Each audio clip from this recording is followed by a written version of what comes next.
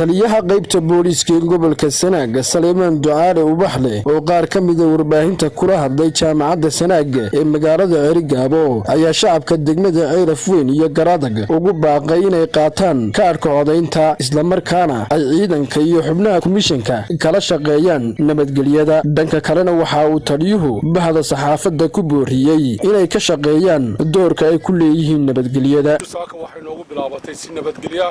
dhammaanna waxa ay sanaaduqdii iyo ciidamadii iyo shaqaalihii komishanku u kala baxeen goobihiina waliba loo cayimay waxayna noogu fushay hawshaas si nabadgelya ilaahay ayaa mahad iska leh. waxaan bulshada degmooyinka ama tuulooyinka degmooyinka Ceyrafweyn iyo Garadag iyo tuulooyinka hoos yimaada ku codsanaynaa in ay si amni ah oo wanaagsan oo dadnimo iyo mas'uuliyad ku jirto ula shaqeeyaan ciidanka booliska ee sanaaduqda amnigooda sugaya iyo goobaha ay iska codka ka bixin doonaan ayaan baaq ugu dirayaa. mar labaad iyo mar saddexaad bale bulshooyinka ku nool deegaanka Ceyrafweyn iyo Garadag iyo nawaaxigeeda waxa la idinka fadhiyaa doorka ka qaadashada ku leedahay shacabow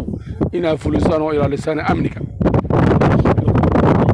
uqaasha iyo waxgaradka iyo salaadiinta iyo culimadiinka dhammaantoodna waxaanu ka codsanaynaa inay hawsha doorka ay leeyihiin ka qaataan oo nala fuliyaan oo doorkaas oo ka nabadgelyada kala dambeynta iyo ismaqalka dhammaanna waxaan salaamayaa ciidanka booliska iyo goobaha ay kala bixin Allah shaqada Allah idin fududeeyo. ciidankana waxaan leeyahay mas'uuliyad aad iyo aad weyn oo saara waxaan leeyahay hawsha aad ku leeyihiin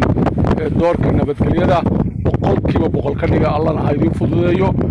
Allah idin sakhiro leeyahay nabadgelyada ayay horumarkeena iyo nolosheena dowladnimada ku jirta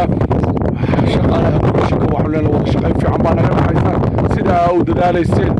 ودلالة مرة بعد إنت وشاش صور مارسو شنطة عشان واحد الذي كفرديها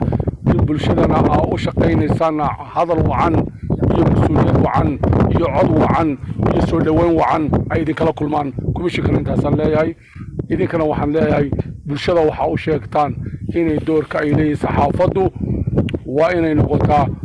هالكي دتك اللي جت وسيني ومنك صوريا نقطة حمد بوليسكا بالشدة واحد لا هاي ninkii qaan gaaray iyo ninkii sharcigu guriyay inuu kaar qaataaba inuu mas'uuliyad ku qaato ixtiraamana ciidanka booliska iyo Abdirashiid Aadan Goobjoog TV Cerigabo.